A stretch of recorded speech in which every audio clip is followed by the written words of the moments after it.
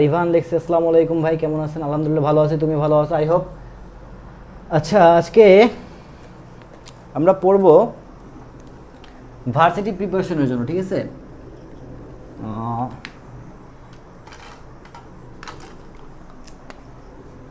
আর U plus তোমার J U plus GST এর জন্য, R U plus J U plus GST এর জন্য আজকে আমরা পড়ব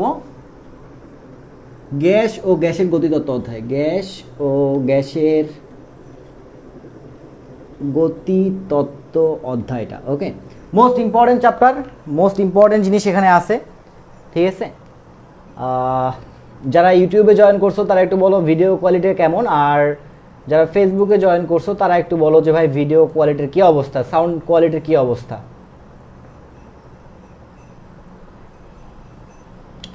ওকে, যারা যারা সালাম দিচ্ছ সবাইকে ওয়ালাইকুম আসসালাম। আমরা পড়ব, ওকে, গিভ মি এ মিনিট, আমি একটু আগে সবগুলো সাজাই নিই, ঠিক আছে? আগে একটু ভার্সিটি প্রিপারেশনের জন্য, ঠিক আছে?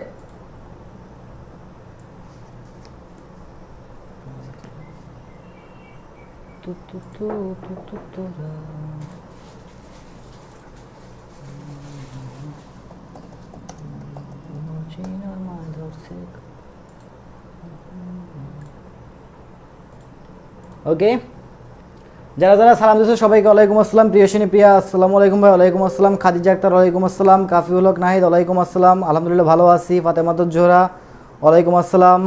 উম্মে হাবিবা আয়েশা ওয়ালাইকুম আসসালাম। আপু ওয়ালাইকুম আসসালাম। যারা যারা সালাম দিচ্ছ সবাইকে ওয়ালাইকুম আসসালাম। ওকে, আই হোপ দেখা যাচ্ছে ক্লিয়ারলি। সাউন্ড নিয়ে কোনো প্রবলেম নাই আছে? সাউন্ড নিয়ে কি কোনো প্রবলেম আছে? আই হোপ নাই।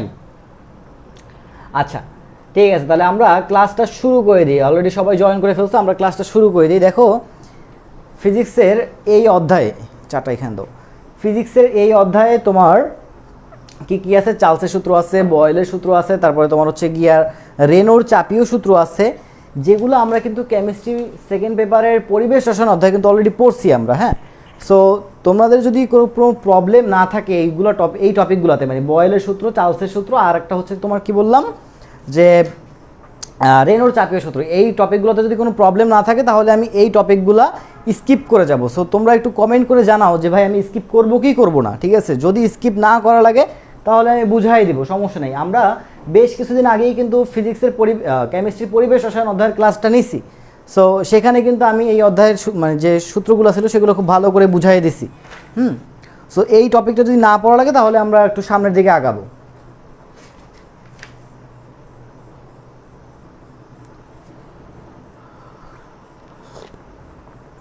ওকে, একজন বলতেছে স্কিপ করতে। ওকে, আচ্ছা স্কিপ করব, সমস্যা নাই।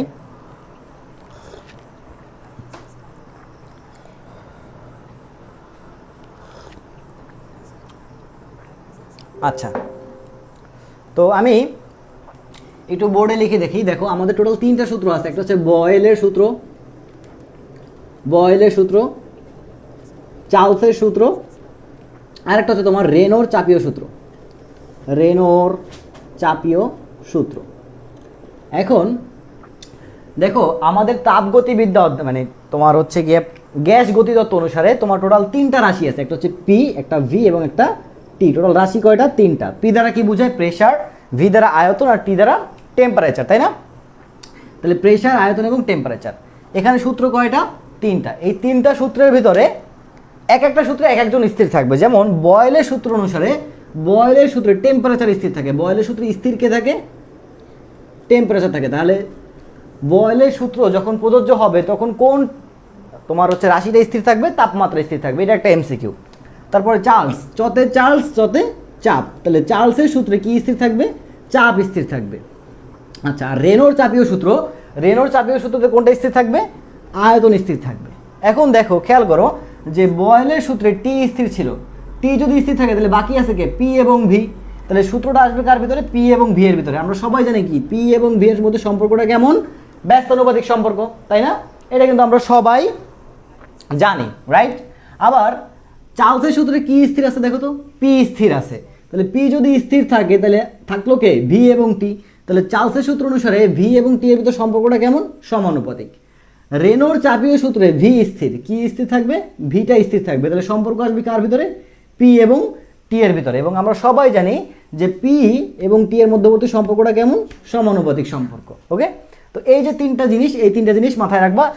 এখান থেকে তোমার এমসিকিউ আসতে পারে যে এই যে এই অংশটুকু, এইটুকু থেকে এমসিকিউ আসতে পারে যে এটা কার সূত্র, এটা কার সূত্র, এটা কার সূত্র, বা বয়েলের সূত্র অনুসারে নিচের কোন ইয়াটা সঠিক, কোন অপশনটা সঠিক, চার্লসের সূত্র অনুসারে কোন অপশনটা সঠিক, রেনোর চাপীয় সূত্র অনুসারে কোন অপশনটা সঠিক। আবার বয়েলের সূত্রে কে স্থির থাকে, চার্লসের সূত্রে কে স্থির থাকে, তারপরে তোমার হচ্ছে রেনোর চাপীয় সূত্রে কে স্থির থাকে। এই যে টপিকগুলো আছে, এই টপিকগুলো বেশ ভালো করে ক্লিয়ার রাখতে হবে মাথায়, ঠিক আছে? ওকে, জাস্ট এইটুকুই বললাম। আই হোপ তোমরা আমার কথাগুলো বুঝতে পারছো। এইটুকুর বেশি আর লাগবে না। ওকে, যারা যারা সালাম দিছো তাদের সবাইকে ওয়ালাইকুম আসসালাম, ঠিক আছে? আচ্ছা, তো এবার আমরা সামনের দিকে আগাই একটু, ঠিক আছে? আমরা সামনের দিকে আগাই।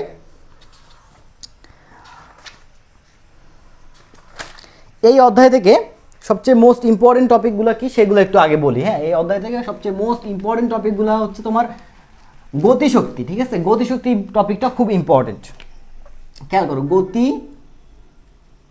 শক্তি এই টপিকটা অনেক বেশি ইম্পর্টেন্ট, অনেক অনেক বেশি ইম্পর্টেন্ট গতিশক্তি অধ্যায় মানে টপিকটা। তো দেখো, এক মোল গ্যাসের এক মোল না, সরি, ধরো এন মোল গ্যাসের গতিশক্তির সমীকরণ, এটা মাস্ট মাথায় রাখবা। এন মোল গ্যাসের গতিশক্তির সমীকরণটা কি? E K equal to 3/2 nRT। E K equal to 3/2 nRT। আচ্ছা, এখন খেয়াল করো, আমরা আদর্শ গ্যাসের সমীকরণটা কি জানি? পিভি ইকুয়াল টু এনআরটি, তাই না? আদর্শ গ্যাসের সমীকরণটা কি জানি? PV equal to nRT. তাহলে এই এনআরটির পরিবর্তে কি আমরা পিভি ইউজ করতে পারি না? কারণ এনআরটি মানেই তো পিভি, রাইট? তাহলে আমরা এটাকে এভাবেও লিখতে পারি 3/2 পিভি। ওকে, 3/2 পিভি। এখন তাহলে দেখো, একটা কোশ্চেনের আমরা উত্তর দেওয়ার চেষ্টা করি। কোশ্চেনটা হচ্ছে এরকম যে তোমার মনে করো তোমার কাছে হচ্ছে যে 32 গ্রাম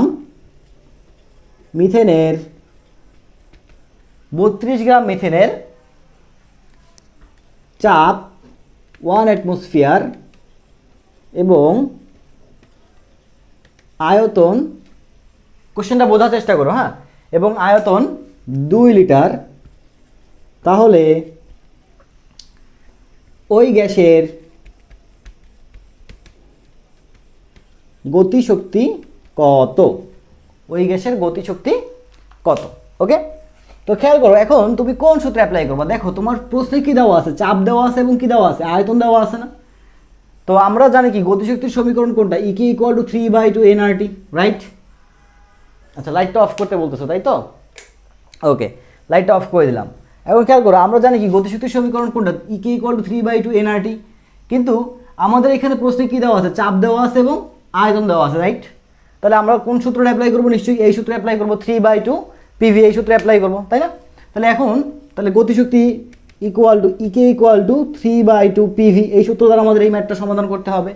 এখন খেয়াল করো, তোমরা চাপের ভ্যালু 2 বসায়, মানে চাপ পি ইকুয়াল টু 1 অ্যাটমসফিয়ার বসাই দেবা, আর ভি ইকুয়াল টু 2 লিটার বসাই দেবা। বাস, ম্যাথ কি হয়ে গেল? না, এইখানে একটু কাহিনী আছে। কি কাহিনী দেখো, খেয়াল করো ভালো করে, যে আমরা সবাই কি জানি? আমরা সবাই জানি যে হচ্ছে গিয়ে তোমার শক্তির এককটা কি? জুল, তাই না? শক্তির একক জুল। তো শক্তির একক জুল তখনই পাওয়া যাবে, কথাটা একটু মনোযোগ সহকারে খেয়াল করো। শক্তির একক জুল তখনই পাওয়া যাবে যদি এই চাপটা যদি আমাদের প্যাসকেল এককে থাকে এবং আয়তনটা যদি আমাদের মিটার কিউব এককে থাকে। কথাটা বুঝো, চাপ যদি প্যাসকেল এককে থাকে এবং আয়তন যদি মিটার কিউব এককে থাকে, তখনই পি এবং ভি গুণ করলে আমরা কি পাবো? জুল পাবো। পি এবং ভি গুণ করলে জুল পাবো। যদি আমাদের অ্যাটমসফিয়ার এবং লিটার এককে থাকে, তাইলে কিন্তু অ্যাটমসফিয়ার এবং লিটার গুণ করলে কিন্তু আমরা জুল একক পাবো না। কথাটা বুঝাতে পারছি? সো আমাদের এই যে চাপটা আছে, এই চাপটাকে আমাদের কি করতে হবে? অ্যাটমসফিয়ার থেকে আমাদেরকে তোমার ইয়াতে কনভার্ট করতে হবে, প্যাসকেলে কনভার্ট করতে হবে, এবং আয়তনটাকে কিসে কনভার্ট করতে হবে? মিটার কিউবে কনভার্ট করতে হবে। ওকে, তো এখন আমরা সেই কনভার্সনে চলে যাব। তো খেয়াল করো, ভালো করে খেয়াল করো, চাপ পি ইকুয়াল টু 1 অ্যাটমসফিয়ার, তাই না? এখন আমরা কি জানি 1 অ্যাটমসফিয়ার সমান সমান 101,325 কিলো শুধু প্যাসকেল, তাই না? 101,325 প্যাসকেল। তাহলে আমরা এই 1 অ্যাটমসফিয়ারকে কি লিখতে পারি? 101,325 প্যাসকেল লিখতে পারি, তাই না? তাহলে আমাদের এটা হচ্ছে চাপ। আচ্ছা, এবার আয়তনটাকে আমরা কি লিখছিলাম? 2 লিটার।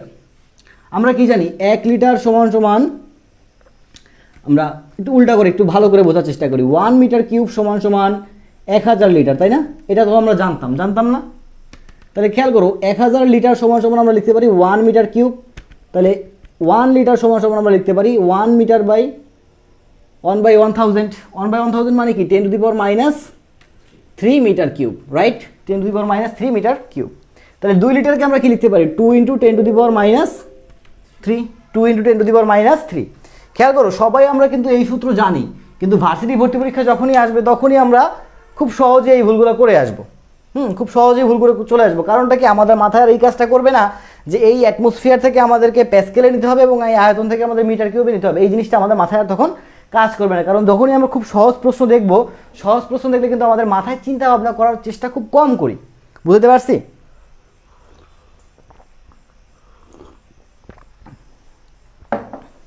আচ্ছা, ওকে। তাহলে দেখো 3/2 এর মতো থাকলো।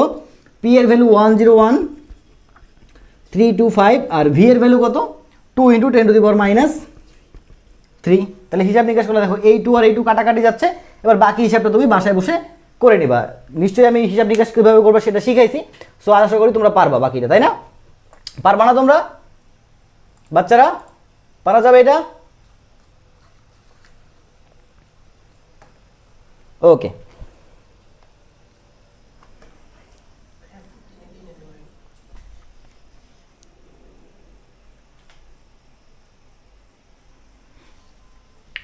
আচ্ছা, এবার ইউটিউবে যারা ক্লাসটা করতেছো তারা কি আমার কথা বুঝতে পারতেছো? ইউটিউবে যারা ক্লাস করতেছো, আই হোপ তোমরা আমার কথাটা শুনতেছো। আচ্ছা, তো এবার আমরা বেশ কয়েকটা ম্যাথ সলভ করব। আচ্ছা, তার আগে একটু বলে রাখি, তোমরা এই অধ্যায় থেকে আর এর যে ভ্যালুগুলা, আর এর মান, এই আর এর মানগুলো খুব ভালো করে মাথায় রাখবা। আর এর মান খুব ভালো করে মাথায় রাখবা। ক্লিয়ার? এই জয়গুলির ফিজিক্স বইটা কইলে। আচ্ছা, আমি আপাতত এখন একটু মেইন বই থেকে পড়ে আসি। আচ্ছা, তোমরা আমাকে একটু কমেন্ট করে জানাও তো যে তোমার এসটিপিতে বায়ুর ঘনত্ব কত? এটা কিন্তু এগ্রিকালচারের একটা প্রশ্ন ছিল একবার। এসটিপিতে, ওখান থেকে নিয়ে, এসটিপিতে বায়ুর ঘনত্ব কত? কারো কি জানা আছে এসটিপিতে বায়ুর ঘনত্ব কত?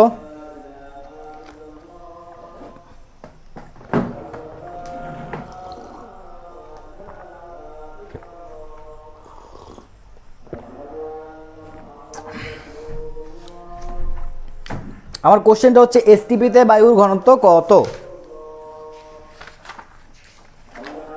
1.25 আর এজন্য লেখছে 1.29। আচ্ছা, এই জায়গাতে তোমাদের একটু কেয়ারফুল হওয়া লাগবে। কারণটা কি? এখান থেকে স্যারেরা তোমার উল্টাপাল্টাভাবে দিতে পারে, ঠিক আছে?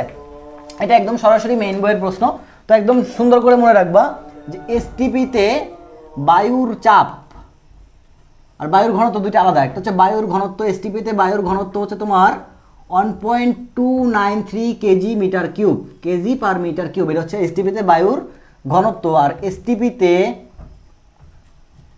বায়ুর চাপ 1 অ্যাটমসফিয়ার, বা এটাকে আমরা বলতে পারি 1.01325 × 10⁵ নিউটন পার মিটার স্কোয়ার, ঠিক আছে? Newton per meter square. Clear? এগুলা খুব ভালো করে মাথায় রাখবা, ঠিক আছে? খুব ভালো করে মাথায় রাখবা, ঠিক আছে? ওকে। আচ্ছা, 1.293 দেখা যাচ্ছে কি যে তোমার জাহাঙ্গীরনগরে এই ইউনিটে এই প্রশ্নটা এভাবে ঘুরে দিতে পারে 1.293, 1.239, 1.253, 1.235। তো যখনই আমার এরকম টাইপের প্রশ্ন দিবে, মানে এরকম যখন অপশন দেবে, তখন কিন্তু আমি জানা জিনিসটাও যদি ক্লিয়ার করে না জানি তখন কিন্তু আমরা ভুল করব। সো আমি বলবো যে এই দুইটা ডাটা খুব ভালো করে মাথায় রাখবা, ঠিক আছে, খুব ভালো করে মাথায় রাখবা, ঠিক আছে। আচ্ছা, তারপরে তোমার এই যে আর এর মানগুলোর কথা বলছি, আর এর মানগুলো খুব ভালো করে মাথায় রাখবা। দেখো আমি তোমাদের কিন্তু পরিবেশ রসায়ন ক্লাসটা অলরেডি নিছি, ঠিক আছে। হ্যাঁ, পরিবেশ রসায়ন একটু বাকি আছে, তোমার অ্যাসিডের টপিকটুকু বাকি আছে, ওইটুকু টপিক আমি আরেকটা ক্লাসে নিব। তো এই জন্য কিন্তু আমি আর খুব বেশি ডিপলি যাচ্ছি না, আমি সামনে আর এই ম্যাথগুলোতে যাবো। এই যে আর এর ভ্যালু, তারপর হচ্ছে আর এর একক, এই জিনিসগুলো তোমরা নিজেরা একটু বাসায় বসে পড়বা, ঠিক আছে। আচ্ছা, তো আমরা একটু আগে একটা সমীকরণ দেখলাম, সমীকরণটা হচ্ছে কি তোমার এন মোল গ্যাসের গতিশক্তির সমীকরণ। এন মোল গ্যাসের গতিশক্তির সমীকরণ কি ছিল? ইকে ইকুয়াল টু 3/2 nRT, বা এটাকে আমরা লিখতে পারতাম 3/2 PVও লিখতে পারতাম। ওকে, এখন এন মোলের স্থানে যদি আমাদের 1 মোল হয়, এন মোলের স্থানে যদি 1 মোল হয় তখন সমীকরণটা কেমন দাঁড়াচ্ছে? E K equal to 3/2 RT। Okay, 3/2 RT, এটাও একটা এমসিকিউ একবারের। হ্যাঁ, আচ্ছা, এবার যদি আমাকে বলা হয় একটা অণুর গতিশক্তি কত হবে, একটা অণুর গতি শক্তি, আমি আসবো আস্তে আস্তে আসবো, যারা যারা ক্লাসে জয়েন করছো তারা একটু ধৈর্য সহকারে ক্লাসটা দেখো, আমি আস্তে আস্তে সবগুলো টপিকে আসবো, ঠিক আছে। যদি প্রশ্ন করা হয় যে ভাই একটা অণুর গতিশক্তি কত, তাহলে খেয়াল করো আমি কিন্তু এই টপিকটা পড়াইছি এর আগে পরিবেশ রসায়ন পড়ানোর সময়, যে তোমার 1 মোলের গতিশক্তি কত? 3/2 nRT, মানে এন মোল, বা 1 মোলের জন্য কত পাচ্ছি? 1 মোলের জন্য পাচ্ছি 3/2 RT। তাহলে আমরা জানি কি 1 মোল সমান সমান অ্যাভোগাড্রো সংখ্যক অণু, তাই না? 1 মোল সমান সমান অ্যাভোগাড্রো সংখ্যক অণু। তাহলে এই যে এইটাকে আমরা যদি এন দ্বারা ভাগ করি তাইলেই আমরা কি পাবো? নিশ্চয়ই একটা অণুর গতিশক্তি পাবো। তাহলে একটা অণুর গতিশক্তির জন্য সমীকরণটা কি হবে? 3/2n, এটাকে এভাবেও লেখা যায় 3RT/2n, এটা একটা সমীকরণ। আবার দেখো এই যে আর, এই আর একটা ধ্রুবক সংখ্যা, আর এনে এটাও একটা ধ্রুবক সংখ্যা, তাহলে দুইটা ধ্রুবক আছে, ধ্রুবকরে যদি আমি ধ্রুবক দ্বারা ভাগ করি, ভাগ করলে কি পাওয়া যাবে? নিশ্চয়ই ধ্রুবক পাওয়া যাবে, তাই না? সো আমরা এই যে r/n এটার পরিবর্তে একটা ধ্রুবক নিয়ে আসলাম কে, এবং এই কেটাকে কি বলা হয় বলতে পারবা কেউ? এই কেটাকে কি বলা হয় বলতে পারবা কেউ? এই কে এটাকে কি বলা হয়?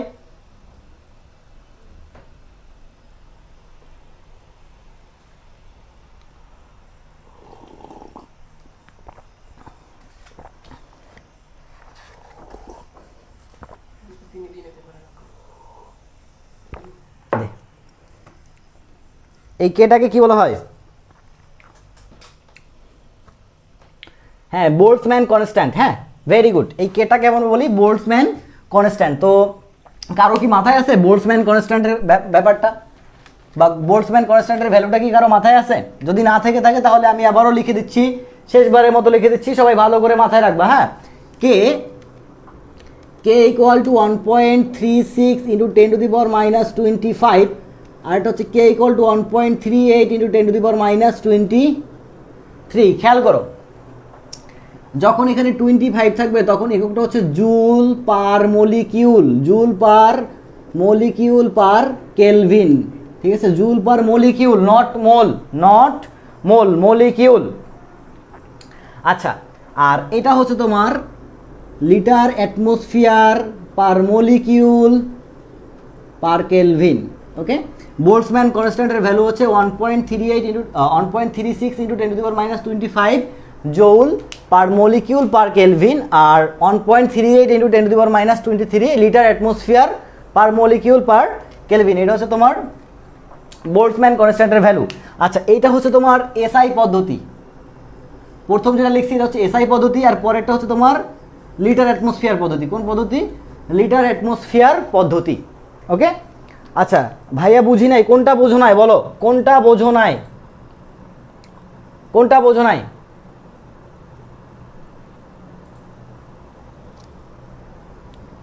আমরা একটু পরে আসল ম্যাথগুলোতে যাব, ঠিক আছে? এখনও আমরা যেগুলো করতেছি এগুলো জাস্ট একটা স্টার্টিং, ঠিক আছে? এগুলো শুধু স্টার্টিং। আমি এই অধ্যায়ে সবচেয়ে বেশি ম্যাথ সলভ করাবো, কারণ এই অধ্যায়ে তোমরা কেমিস্ট্রি পরিবেশ রসায়নের সঙ্গে অনেক পড়াশোনা করছো এবং এগুলো সম্পর্কে তোমরা খুব ভালো করে জানো, ঠিক আছে? একটু পরে আমি জাস্ট ম্যাথ সলভ করবো, তখন হচ্ছে আসল খেলা শুরু হবে।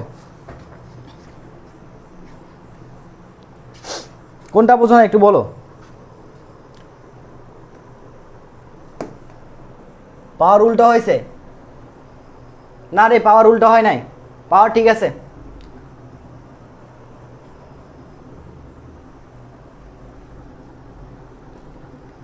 উল্টো হয়ে গেছে এককটা, উল্টো হয়ে গেছে একক। এটা হচ্ছে litre atmosphere per molecule per kelvin, আর এটা হচ্ছে joule per molecule per kelvin, ঠিক আছে। এককটা উল্টো হয়ে গেছে, পাওয়ার ঠিক আছে। এখানে 3636 লিখতে হবে, এখানে 3838 লিখতে হবে, ঠিক আছে। আচ্ছা, তারপরে তোমরা এই যে গ্যাসের যে গতিশক্তি, এগুলো পড়াবো কি, এগুলো তো সবই জানো, ঠিক আছে। আচ্ছা, তারপরে দেখো তোমার গ্যাসের যে বেগ, বেগ সম্পর্কে তোমাদের সবার জানা আছে না? বেগ, গ্যাসের 3 ধরনের বেগ পাওয়া যায়, একটা হচ্ছে গড় বেগ, একটা হচ্ছে তোমার সম্ভাব্যতম বেগ, আর একটা কি বেগ, বর্গমূলীয় গড় বর্গবেগ, বা যেটাকে আমরা আরএমএস ভ্যালু বলি, হ্যাঁ, যেটাকে আমরা কি বলি, আরএমএস বেগ। এই আরএমএস বেগ থেকেই পরীক্ষায় বেশি আসে, ঠিক আছে, এই আরএমএস বেগ থেকেই পরীক্ষায় বেশি আসে। এখন তাহলে সূত্রটা কি, CRMS equal to √3RT/m, CRMS equal to √3RT/m। এইটা হচ্ছে আমাদের গ্যাসের যে তোমার হচ্ছে গিয়ে আরএমএস বেগ, সেই আরএমএস বেগের সমীকরণ। এখন খেয়াল করো, এইখানে যে এমটা বসাবা, এই এম এর এককটা কিন্তু কেজিতে হবে, অর্থাৎ এখানে যে ভরটা বসাবা সেই ভরটা কিন্তু তোমাকে কেজিতে বসাইতে হবে। আমি আবারও বলতেছি, এখানে যে ভরটা বসাবা সেই ভরটাকে কিন্তু কেজিতে বসাইতে হবে। যদিও এই সূত্রের ম্যাথ না আসার পসিবিলিটি আছে, তারপরও শোনো, খেয়াল করো ভালো করে, তারপরও কিছু জিনিস, কিছু ম্যাথ বাসায় করবা, ডু ইট ইওর বাসায় করবা, বাসায় করে এখন মুখস্থ করবা। কি কি দেখো, এসটিপিতে নাইট্রোজেনের সিআরএমএস বেগ, তারপরে হচ্ছে অক্সিজেনের সিআরএমএস বেগ, হাইড্রোজেনের সিআরএমএস বেগ, মিথেনের সিআরএমএস বেগ। আমি আবারও বলতেছি, দেখো খেয়াল করো, এই যে এসটিপিতে নাইট্রোজেনের সিআরএমএস বেগ, এই ম্যাথটা বাসায় করবা এই সূত্রের মাধ্যমে। অক্সিজেনের সিআরএমএস বেগ বাসায় বসে বের করবা, বের করে কি করবা সেটা বলতেছি, বের করে তোমাকে এগুলো মুখস্থ রাখতে হবে, এই ভ্যালুগুলো তোমার মুখস্থ রাখতে হবে। খুব সম্ভবত এবছর ডেন্টাল ভর্তি পরীক্ষায় এই প্রশ্নটা আসছিল যে অক্সিজেনের সিআরএমএস বেগ কত বা বেগ কত, ঠিক আছে। আচ্ছা, দেখি তোমার কমেন্ট পড়ি, কি কমেন্ট করছো, ভাই আমাদের ক্লাসগুলো জুমে নিলে ভালো হতো, না হলে নেট প্রবলেম হয়, একদিনও ক্লাস করতে পারি না। কি বলো? শোনো, তোমার যদি নেটে প্রবলেম থেকে থাকে তাহলে জুমে নিলেও নেট প্রবলেম থাকবে, আর যদি তোমার নেট প্রবলেম না থাকে তাহলে তোমার হচ্ছে গিয়ে ফেসবুকে নিলেও নেট ক্লিয়ার থাকবে। কথা বুঝতে পারছো? সো এখন কথা হচ্ছে যে তোমার যদি নেট প্রবলেম থাকে তাহলে তো জুমে নিলেও একই কথা, আর ফেসবুক লাইভে নিলেও একই কথা, বুঝছো? ওকে, এই যে 4টা জিনিস লিখে দিছি, এই যে নাইট্রোজেনের সিআরএমএস বেগ, অক্সিজেনের সিআরএমএস বেগ, হাইড্রোজেনের সিআরএমএস বেগ, মিথেনের সিআরএমএস বেগ, এগুলো একদম মুখস্থ রাখবা, একদম মুখস্থ রাখবা। ওকে, আচ্ছা, তারপরে আমরা এখন একটা ম্যাথে চলে যাব, এই ম্যাথটা বেশ ইম্পর্টেন্ট একটা ম্যাথ। এই ম্যাথটা ভার্সিটিতে আসছিল একবার। কোশ্চেনটা হচ্ছে এরকম, দেখো, স্থির চাপে আর কথাটা লিখলাম না, ডিরেক্ট আমি প্রশ্নে লিখি, কোন তাপমাত্রায় কোনো গ্যাসের আরএমএস বেগ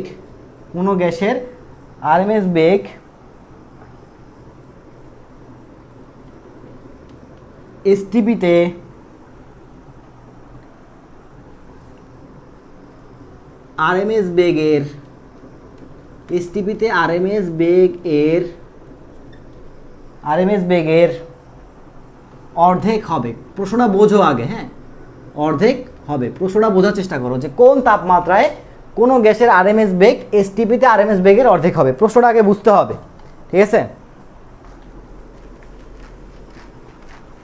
প্রশ্নটা আগে বুঝতে হবে, খেয়াল করো। ধরো এটা একটা স্থান, এই স্থানে আমাদের তাপমাত্রা মনে করো টি, এই স্থানে আমাদের তাপমাত্রা মনে করতেছো টিয়ন, মনে করি টিয়ন। এখন এই টিয়ন তাপমাত্রায় মনে করো এখানে যে গ্যাসগুলো আছে সেই গ্যাসের বেগ হচ্ছে তোমার, মানে আরএমএস বেগ হচ্ছে সিয়ন, ধরে নিচ্ছি আরএমএস বেগ কত, সিয়ন। এবার এই আর একটা সেক্টর, ওই একই গ্যাসের কণা, এবং এটা হচ্ছে তোমার এসটিপিতে আছে, এটা কোন অবস্থায় আছে, এসটিপিতে আছে। তার মানে এখানে আমাদের টি ইকুয়াল টু কত, 273 কেলভিন। এখন এই অবস্থায় গ্যাসের আরএমএস বেগ কত, C2। এই অবস্থায় গ্যাসের আরএমএস বেগ কত, C2। আচ্ছা, এখন প্রশ্নে বলছে কি দেখো, যে কোন তাপমাত্রায়, কোনো কথাটা ভালো করে বুঝো, প্রশ্নটা ছোট প্রশ্ন কিন্তু ঝাল অনেক বেশি, এবং এই উত্তরটা আমি তোমাদেরকে মুখস্থ করাবো, এই উত্তরটা মুখস্থ রাখতে হবে। কোনো গ্যাসের আরএমএস বেগ এসটিপিতে আরএমএস বেগের অর্ধেক হবে, তাহলে এইটা হচ্ছে এসটিপি, এসটিপিতে আরএমএস বেগ কত, C2, তাহলে ধরলাম C2, আর একটা নির্দিষ্ট তাপমাত্রা টিয়ন তাপমাত্রা আরএমএস বেগ কত, সিয়ন। তাহলে সিয়ন এবং C2-র ভিতর সম্পর্কটা কি হয় দেখো তো, সিয়ন এবং C2-র ভিতর সম্পর্কটা কি আসে, যে কোনো তাপমাত্রায় কোনো গ্যাসের আরএমএস বেগ এসটিপিতে আরএমএস বেগের অর্ধেক হবে। তাহলে C2 ইকুয়াল টু, মানে এসটিপিতে আরএমএস বেগ কত হবে, অর্ধেক হবে না? তাহলে এসটিপিতে যদি আরএমএস বেগ অর্ধেক হয়, তাহলে C2-র সামনে কি আসবে, একটা হাফ আসবে। তাহলে আমরা এটাকে এভাবে লিখতে পারি, C2 ইকুয়াল টু 2 সিয়ন। কথা বুঝতে পারছো? এবং এই C2টা কি আমাদের এসটিপি অবস্থা, আর সিয়নটা কি আমাদের টিয়ন তাপমাত্রার প্রেশার, টিয়ন তাপমাত্রায় বেগ। এখন কথা হচ্ছে আমাদের সিয়ন ইকুয়াল টু আমরা লিখতে পারি √3RT/m, এবং আমরা C2 ইকুয়াল টু লিখতে পারি √3RT/m। ঠিক আছে? তো এবার এই যে সিয়ন এবং C2 এর যে ভ্যালু আছে, ভ্যালু বসা, এখান থেকে তোমাদেরকে কি বের করতে হবে, এই যে টিয়ন বের করতে হবে। ঠিক আছে? এই টি এর ভ্যালু তো তোমাদের সবার জানা আছে, 273। তো এখন কথা হচ্ছে ভাইয়া, যে এই যে ম্যাথটা আছে, এই ম্যাথটা করতে গেলে তোমাকে অবশ্যই ক্যালকুলেটর ইউজ করতে হবে, কিন্তু তুমি সরাসরি মুখস্থ রাখবা যে এইরকম টাইপের যদি কোনো প্রশ্ন হয়, লিখে রাখবে, এরকম টাইপের যদি কোনো প্রশ্ন আসে তাহলে সরাসরি লিখে রাখবা, মানে সরাসরি মুখস্থ রাখবা। এই যে প্রশ্নটা আছে, এই প্রশ্নের উত্তর টি ইকুয়াল টু তোমার 68.25 কেলভিন। ঠিক আছে? এই প্রশ্নের উত্তর ডাইরেক্ট মুখস্থ রাখবো, 68.25 কেলভিন। কারণ এই প্রশ্ন তুমি আসলে যদি করতে গেলেও তোমার অনেক টাইম নষ্ট হবে, এত টাইম আমাদের হাতে নাই, আমাদের হাতে অনেক শর্ট টাইম। ঠিক আছে? এত বেশি টাইম আমাদের হাতে নাই। সো তুমি যদি করতে গেলেও তোমার অনেক টাইম খরচ হবে, তার চেয়ে সরাসরি মুখস্থ রাখবা। দেখো, কোনো তাপমাত্রায় কোনো গ্যাসের আরএমএস বেগ এসটিপিতে আরএমএস বেগের অর্ধেক হবে। প্রশ্নটা মুখস্থ রাখো, অ্যান্সারটা মুখস্থ রাখো, শেষ, হিসাব শেষ।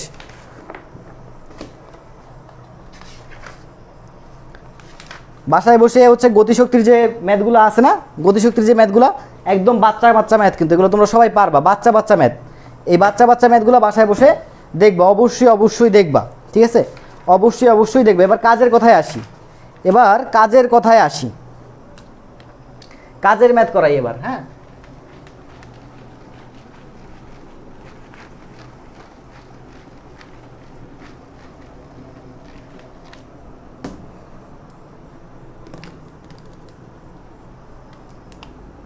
ওকে, সবাই খাতা হেডিং দাও হ্রদের ম্যাথ, মোস্ট ইম্পর্টেন্ট। ঠিক আছে? মোস্ট ইম্পর্টেন্ট হ্রদের ম্যাথ, এবং এটাই আমরা করব।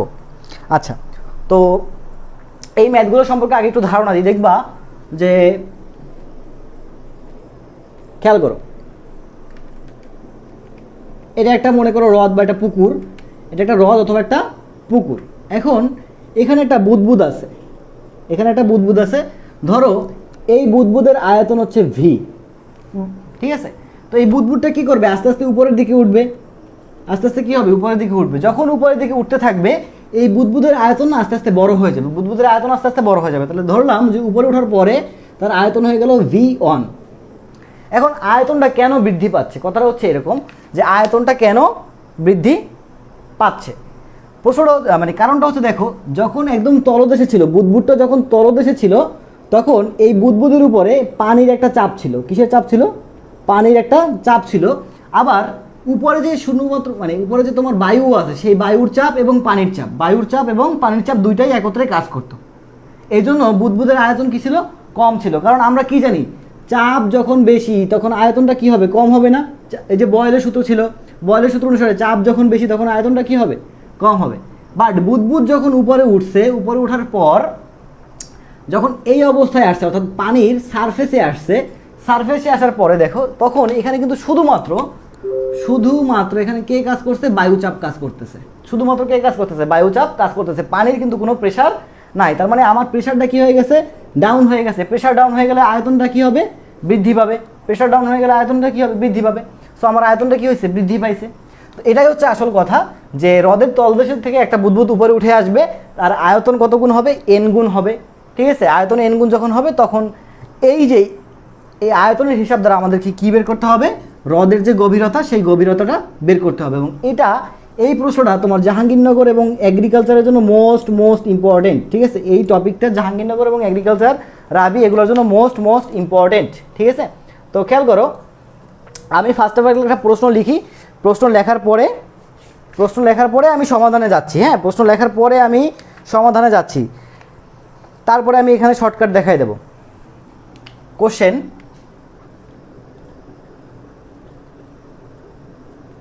কোনো পুকুরের তলদেশ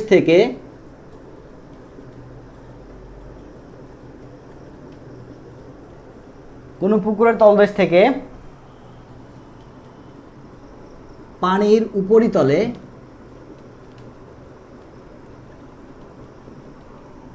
একটি বুদবুদ আসায়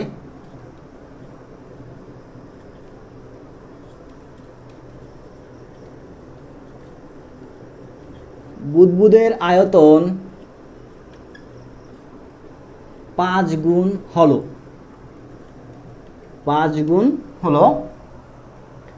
বায়ুমণ্ডলের চাপ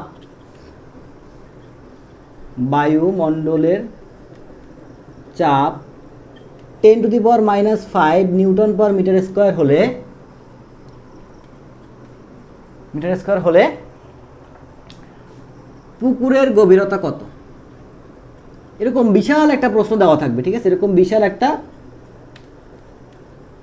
বিশাল একটা প্রশ্ন দেওয়া থাকবে, কথা বুঝতে পারছো?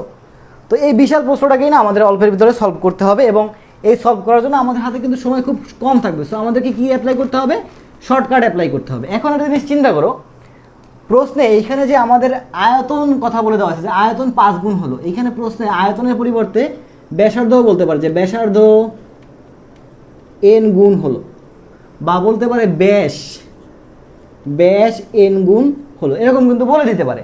তার মানে আমাদের প্রশ্নে থাকতে পারে কি আয়তন এন গুণ হতে পারে, আয়তন কি হতে পারে, এন গুণ, ব্যাসার্ধ হতে পারে এন গুণ, অথবা ব্যাস হতে পারে এন গুণ। তো দেখো, এখন লিখে রাখো, সূত্রটা লিখে রাখো যে আয়তন এন গুণ হলে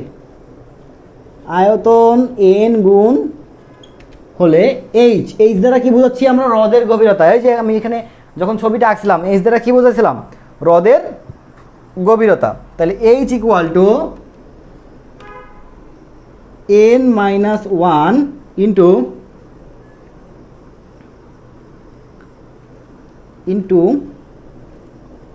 10.2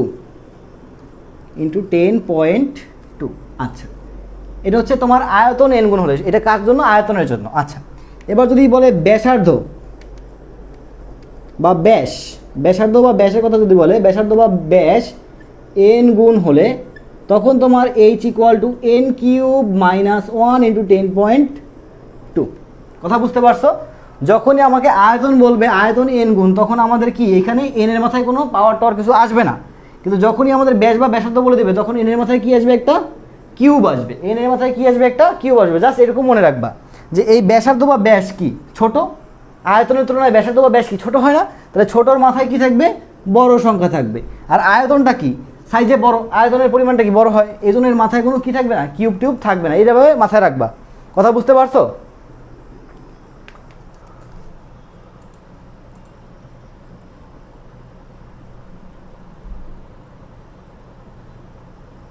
ওকে, এখন তোমরা আমাকে একটু বলো তো এটার অ্যান্সারটা কি হবে। এটার অ্যান্সারটা একটু কমেন্ট করে জানাও তো, দেখি তো এটার অ্যান্সারটা একটু কমেন্ট করে জানাও। এটার অ্যান্সার কত হয়?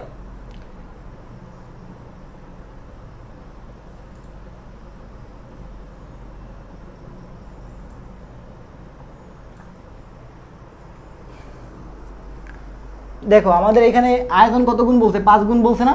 তাহলে দেখো তো এন এর ভ্যালু কত হবে, 5। তাহলে 5 - 1 × 10.2, তার মানে আলটিমেটলি আসতেছে কত, 4 × 10.2। দ্যাট মিনস তোমার 40.8। ওকে, এটাই অ্যান্সার। ঠিক আছে, ভেরি গুড। আচ্ছা, এখন কাহিনী হচ্ছে তোমার যে এই যে 10.2 এইটা কখন, এই 10.2 কখন অ্যাপ্লাই করবা? খেয়াল করো, যখন প্রশ্নে নির্দিষ্ট করে বলে দিবে যে বায়ুমণ্ডলের চাপ এত, বায়ুমণ্ডলের চাপ 10⁻⁵, আমার কথার আগে বোঝো, যখন প্রশ্নে এরকম নির্দিষ্ট করে বলে দিবে যে বায়ুমণ্ডলের চাপ 10⁻⁵, তখনই তুমি এইখানে 10.2 লিখবা। কথা বুঝতে পারছো? তখনই তুমি এই 10.2 লিখবা। কিন্তু যদি না বলে দেওয়া থাকে তখন কিন্তু আর লেখা যাবে না, তখন তোমাকে ডিটেলসে ডিটেলসে ম্যাথটা করতে হবে, তখন কিন্তু তোমাকে ডিটেলসে ম্যাথটা করতে হবে। বুঝাতে পারছি? এই হচ্ছে হ্রদের ম্যাথ। এখন আমি একটা প্র্যাকটিস দেবো, দেখি যে কে সবার আগে করতে পারে, কে সবার আগে করে দিতে পারে, এবার একটু দেখি।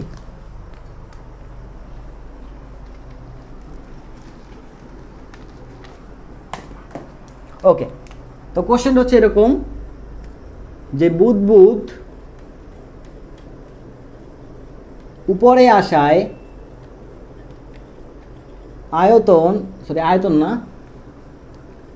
ব্যাস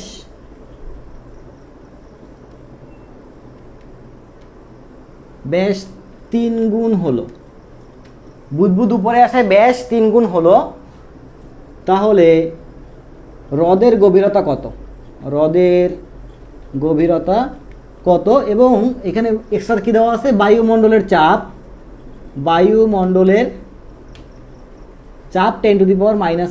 এটা দেওয়া আছে। তাহলে এটার অ্যান্সার কি হবে একটু বলো তো বাচ্চারা, এটার অ্যান্সারটা কি হবে একটু বলো তো, এটার অ্যান্সারটা কি হয়?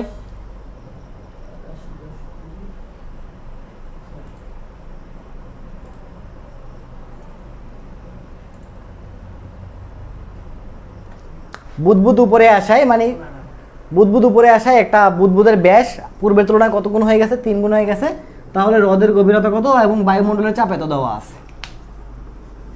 26 × 10.2, একজনে অলরেডি কমেন্ট করছে 26 × 10.2। আমাদের দেখো, যখনই এখানে ব্যাস অথবা ব্যাসার্ধ বলবে তখন সূত্রটা কি ছিল? h = n³ - 1 × 10.2। দেখো, খেয়াল করো, কথাটা বুঝো, সহজে বোঝার চেষ্টা করো। যখন তুমি আয়তন বের করো, আয়তনের সূত্র কি? 4/3 πr³ না? তাহলে আয়তন বের করার জন্য আমাদের এই যে ব্যাসার্ধের কি করতে হয়? ব্যাসার্ধের কিউব করতে হচ্ছে, কিউব করতে হচ্ছে।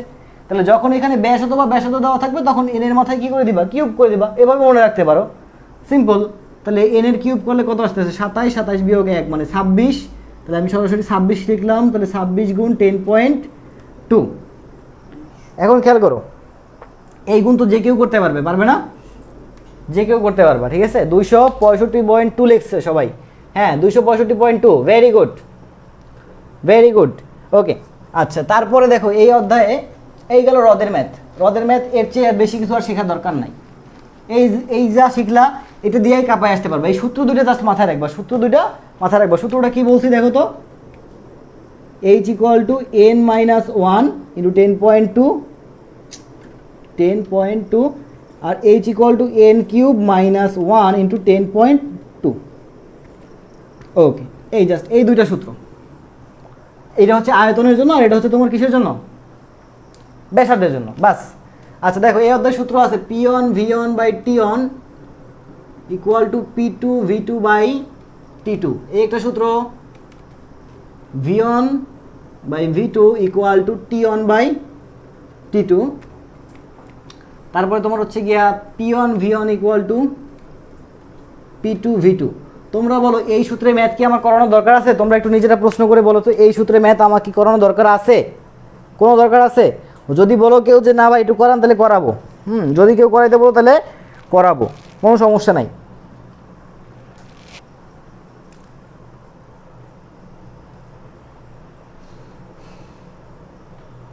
দরকার আছে কোনো করানোর? বাসায় বসে দেখলে পারবা না? পারবা বাসায় বসে দেখলে? ওকে, আচ্ছা, এবার কিছু জিনিস বলতে ভুলে গেছিলাম আমি তোমার সূত্র থেকে। এই অধ্যায়ে যেমন ম্যাথ যেমন দরকার আছে, তার চেয়ে বেশি দরকার হচ্ছে আমাদের কিছু সম্পর্ক জানা। যেমন ধরো যে ইকুয়াল টু আমরা কি শিখছিলাম, √3RT/m, এটা শিখছিলাম না, এটা কিন্তু আমরা শিখছিলাম, তাই না? আচ্ছা, আর একটা সূত্র আছে যেটা হচ্ছে PV = nRT। এই সূত্রের অনেকগুলো ভ্যারিয়েশন আছে, মানে অনেকগুলো রূপ আছে। দেখো তো, পিভির মতো রাখলাম, n মানে হচ্ছে মোল সংখ্যা, তাহলে এখানে আমি W/m লিখতে পারি। এই যে n দ্বারা কি বোঝায়, মোল সংখ্যা বোঝায় না? তাহলে এই মোল সংখ্যা n এর পরিবর্তে আমরা লিখতে পারি কি W/m। এবার খেয়াল করো যে তোমার পিভি, এই এমটাকে আমি এই পাশে নিয়ে আসলাম, তাহলে PM = W/V/RT।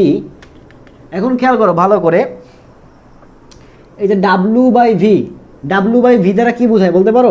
W/V দ্বারা কি বোঝায়? ঘনত্ব বোঝায় না? W/V দ্বারা কি বোঝায়? ঘনত্ব বোঝায়। তাহলে PM = W/m এর পরিবর্তে আমি ডি লিখতে পারি, DRT। ঠিক আছে, PM = আমি লিখতে পারি কি DRT। ডি দ্বারা আমরা কি বোঝাচ্ছি? ঘনত্ব বোঝাচ্ছি। এবার খেয়াল করো, এখান থেকে খেয়াল করো, আমরা পাইলাম কি আলটিমেটলি PM = DRT।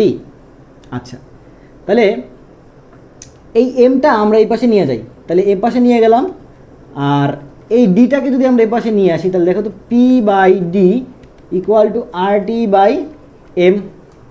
তাহলে আমরা বলতে পারি কি RT/m মানে কি P/D। পি দ্বারা কি বোঝাচ্ছে? গ্যাসের চাপ, আর ডি দ্বারা বোঝাচ্ছে কি গ্যাসের ঘনত্ব। এবার এখানে খেয়াল করো, √3, এই যে RT/m আছে, এই RT/m এর পরিবর্তে আমরা লিখতে পারি কি P/D লিখতে পারি, P/D। তাহলে CRMS = আলটিমেটলি কি দাঁড়ালো দেখো, CRMS = √3P/D। তো এখন এখান থেকে কি জানতে হবে দেখো, এখানে CRMS দ্বারা বোঝায় RMS বেগ। তাহলে গ্যাসের RMS বেগ গ্যাসের চাপের বর্গমূলের সমানুপাতিক, গ্যাসের চাপের কি বর্গমূলের সমানুপাতিক, এবং RMS বেগ গ্যাসের ঘনত্বের বর্গমূলের ব্যস্তানুপাতিক। এই দুইটা জিনিস MCQর জন্য অনেক অনেক অনেক অনেক ইম্পর্টেন্ট। বুঝতে পারছি? আচ্ছা, আবির যে লিখছো, এই যে এখানে এম হবে কি না দেখো, শোনো, আমরা ফিজিক্সে পড়ছি কি, আমরা ফিজিক্সের সূত্রটা এভাবে পড়ছি যে M = ρV, তাই না?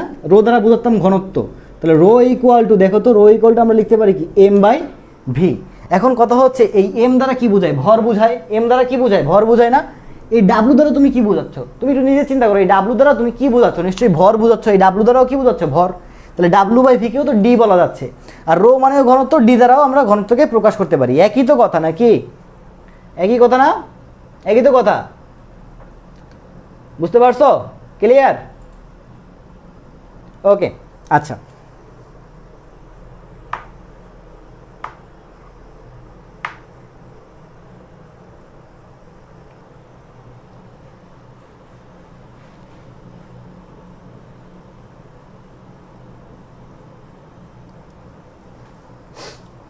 তারপরে বলছিলাম যে এসটিপিতে অক্সিজেনের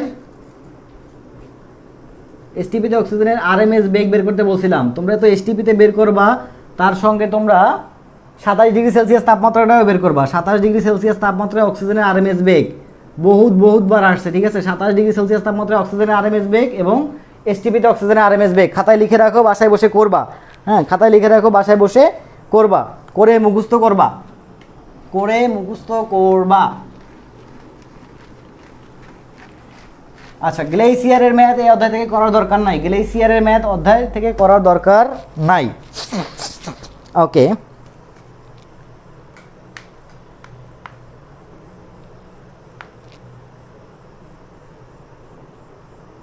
আচ্ছা, আমি গতিশক্তিতে আবার একটু ফেরত যেতে চাচ্ছি, ঠিক আছে?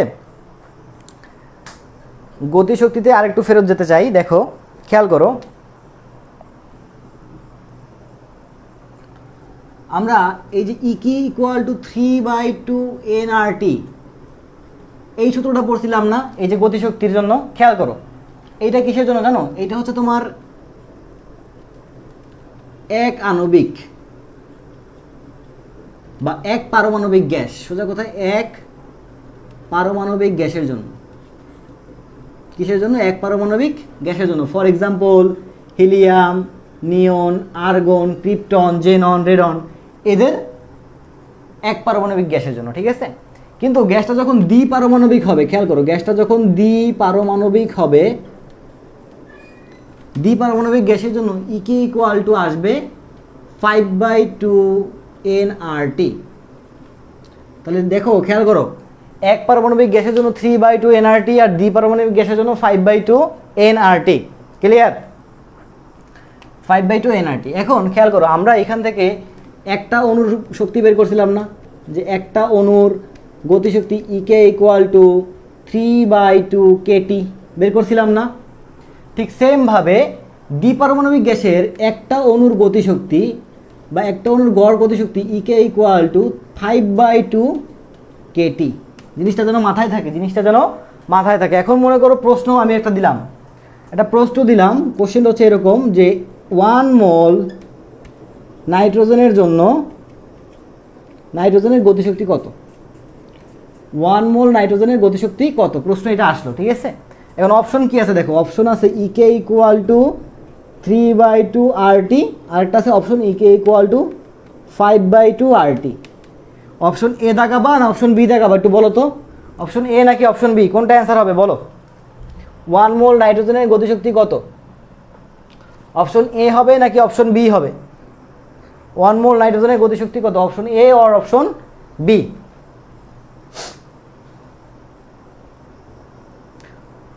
ওকে, যারা যারা সালাম দিচ্ছ ইউটিউবে যারা যারা সালাম দিচ্ছ তোমাদের সবাইকে ওয়ালাইকুম আসসালাম।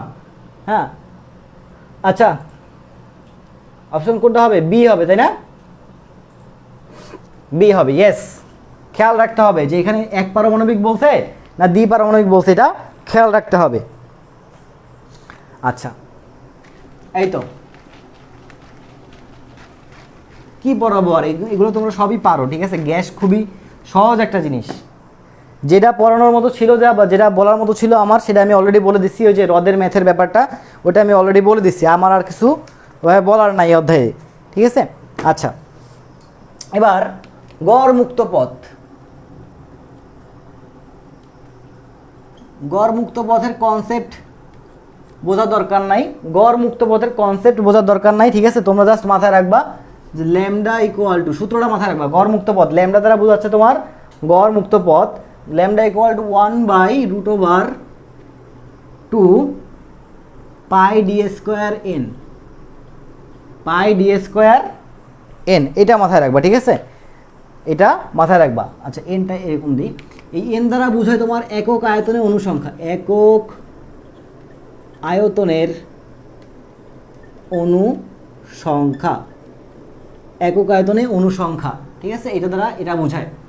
ওকে, তো খেয়াল করো যে, আর এই ডি দ্বারা কি বোঝায়? এই ডি দ্বারা কি বোঝায় বলো তো বাচ্চারা?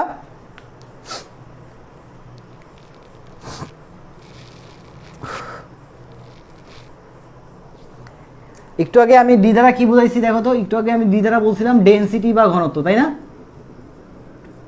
বাট এইখানে এই ডি দ্বারা বোঝায় তোমার ব্যাস। কিসের ব্যাস? অণুর ব্যাস। ওকে, এবার খেয়াল করো, ল্যামডা দ্বারা কি বুঝাইছি আমি? ল্যামডা দ্বারা বুঝাইছি গড় মুক্ত পথ। এখন এখান থেকে এমসিকিউ আসতে পারে কি? এখান থেকে কি এমসিকিউ আসতে পারে? এখান থেকে আসতে পারে এরকম যে ল্যামডা এর সঙ্গে তোমার এই যে অণুর ব্যাসের সম্পর্কটা কেমন? বর্গমূলের ব্যস্তানুপাতিক, এটা বলবো নাকি? খেয়াল করো, দেখো তো এইখানে কি আছে, এই যে ডি স্কোয়ার আছে আর এই যে রুট আছে, কাটাকাটি থাকে কত? শুধুমাত্র ডি থাকে। তাহলে ল্যামডা ব্যস্তানুপাতিক ডি, অর্থাৎ অণুর ব্যাসের সঙ্গে গড় মুক্ত পথের সম্পর্কটা কেমন? শুধুমাত্র ব্যস্তানুপাতিক। কেউ আবার বর্গমূলের ব্যস্তানুপাতিক বলো না, ঠিক আছে? এই সূত্র দেখে আবার কেউ বর্গমূলের ব্যস্তানুপাতিক বলো না, কথাটা বোঝার চেষ্টা করো। এই সূত্রে এই যে এ স্কোয়ার আছে এবং এই রুট টু আছে, এটা আবার যদি কাটাকাটি হয়, মানে এ স্কোয়ার আর এই যে রুট, এটা কী হয়ে যায়? কাটাকাটি হয়ে যায় না? তাহলে দেখো তো আলটিমেটলি ল্যামডা এর সঙ্গে তোমার এই যে তোমার হচ্ছে ব্যাসের সম্পর্ক কি দাঁড়াইলো? ব্যস্তানুপাতিক সম্পর্ক দাঁড়াইলো। কেমন সম্পর্ক দাঁড়াইলো? ব্যস্তানুপাতিক সম্পর্ক। ওকে, আচ্ছা, এন দ্বারা কি বোঝায়? একক আয়তন অনুসংখ্যা। তাহলে ল্যামডা এর সঙ্গে একক আয়তন অনুসংখ্যার সম্পর্ক দাঁড়াইলো কি? বর্গমূলের ব্যস্তানুপাতিক। এই দুইটা জিনিস এমসিকিউতে বহুতবার আসছে, ঠিক আছে? এই দুইটা জিনিস এমসিকিউতে বহুতবার আসছে।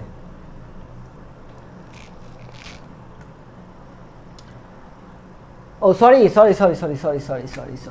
হ্যাঁ রুট, সরি এখানে একটু ভুল হয়ে গেছে। হ্যাঁ, রুটটা এখানে শুধুমাত্র 2 এর উপরে, সরি। ঠিক আছে, ঠিক আছে।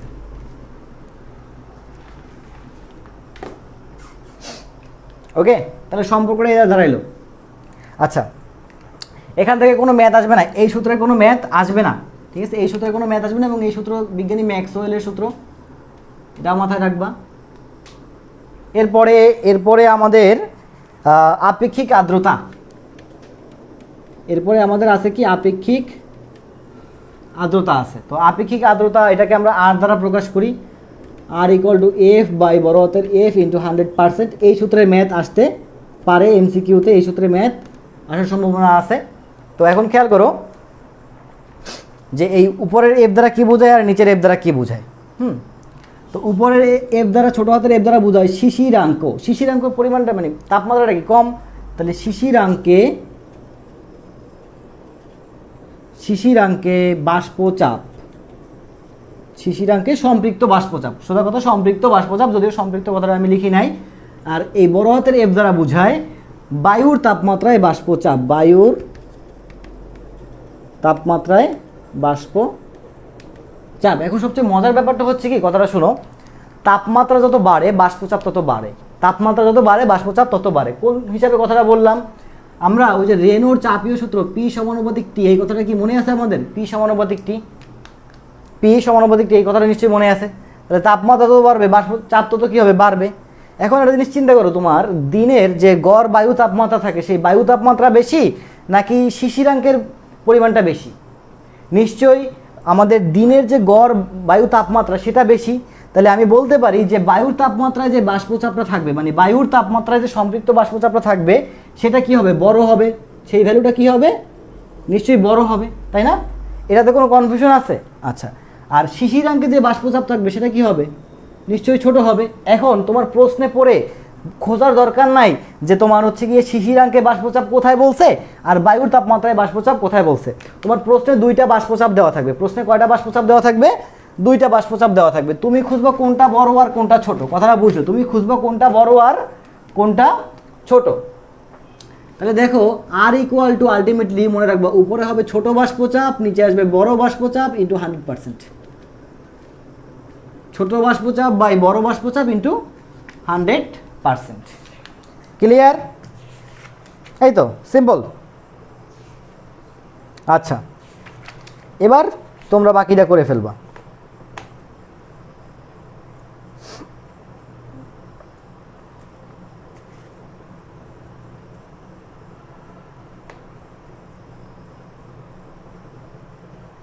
আচ্ছা, বুঝাতে পারছি এইটুকু?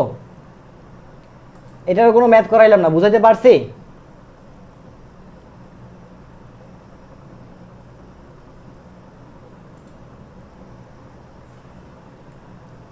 আই হোপ তোমরা ক্লিয়ার ব্যাপারটা।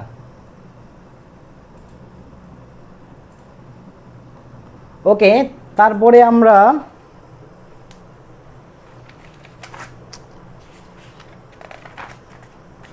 আমাদের এখন আর প্র্যাকটিস করা ছাড়া কোনো ওয়ে নাই, ঠিক আছে? প্র্যাকটিস করতে হবে, প্রচুর পরিমাণে প্র্যাকটিস করতে হবে।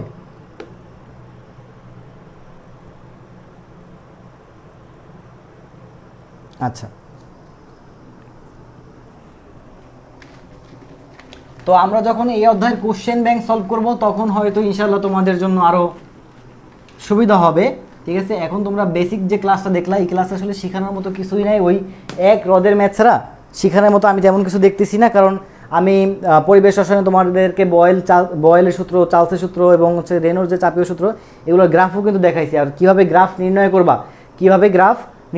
এগুলোও কিন্তু আমি বলছি যে একটা যদি গ্রাফ আসে যে পি বনাম ভি এর গ্রাফ কেমন হবে, খেয়াল করো, পি বনাম ভি এর গ্রাফ, পি বনাম টি এর গ্রাফ, তারপর হচ্ছে তোমার পি বনাম 1/v এর গ্রাফ, এগুলো কিন্তু সব নির্ণয় করা শিখেছি। ভি বনাম ভি এর গ্রাফ, এগুলো কিন্তু সব নির্ণয় করা শিখেছি। সো এই টপিকগুলো কিন্তু আমাকে এখান থেকে বাদ দিতে হয়েছে, কথা বুঝতে পারছো ভাই? সম্পৃক্ত অসম্পৃক্তের বৈশিষ্ট্যগুলো বলবেন না, বৈশিষ্ট্যের কোনো দরকার নাই, ঠিক আছে? বৈশিষ্ট্যের কোনো দরকার নাই। আজকের ক্লাস এই পর্যন্তই, বাসায় বসে জাস্ট প্র্যাকটিস করবা। বেশ কয়েকটা সিলেক্টিভ টপিক আমি বলে দিচ্ছি, খেয়াল করো, বেশ কয়েকটা সিলেক্টিভ টপিক বলে দিচ্ছি আমি, মানে ম্যাথ কোনগুলো করবা। দেখো, প্রথমেই হচ্ছে হ্রদের ম্যাথ, 100% ইম্পর্টেন্ট। হ্রদের ম্যাথ রাবি এবং জাহাঙ্গীরনগরের জন্য 100% ইম্পর্টেন্ট হ্রদের ম্যাথ। তারপর হচ্ছে গিয়ে তোমার আপেক্ষিক আর্দ্রতা, ঠিক আছে, তারপর হচ্ছে গিয়ে তোমার আরএমএস বেগ, তারপর হচ্ছে তোমার ওই যে চার্লস এবং বয়েলের সূত্র, চার্লস বয়েল এদের যে সূত্রগুলো আছে যে P1 V1 equal to P2 V2, তারপর হচ্ছে গিয়ে তোমার V1 by V2 equal to T1 by T2, তারপর হচ্ছে তোমার চার্লস এবং বয়েলের যে সমন্বয় সূত্র P1 V1 by T1 equal to P2 V2 by T2। এই যে এগুলো করবেন বাসায় বসে, ঠিক আছে, এগুলা বাসায় বসে করবেন। আর আর যে শক্তির যে ইয়াগুলা সমীকরণগুলো ছিল ইকে ইকুয়াল টু 3/2 এনআরটি বা ইকে ইকুয়াল টু 5/2 এনআরটি, এই যে শক্তির যেটা, এটা হচ্ছে একাণবিক গ্যাস, এক পারমাণবিক গ্যাসের জন্য, এটা হচ্ছে দ্বিপারমাণবিক গ্যাসের জন্য, এখান থেকে একটু দেখবা, ঠিক আছে। এই অধ্যায়টা একদম ইজি, বাসায় বসে নিজেরা একটু দেখবা, পারে যাবা, ঠিক আছে। খুব বেশি এখান থেকে পড়ানোর কিছু নাই, দেখা যাবে যে আমার চেয়েও তোমরা ভালো পারবা, সোজা কথা, আমার চেয়েও তোমরা ভালো পারবা।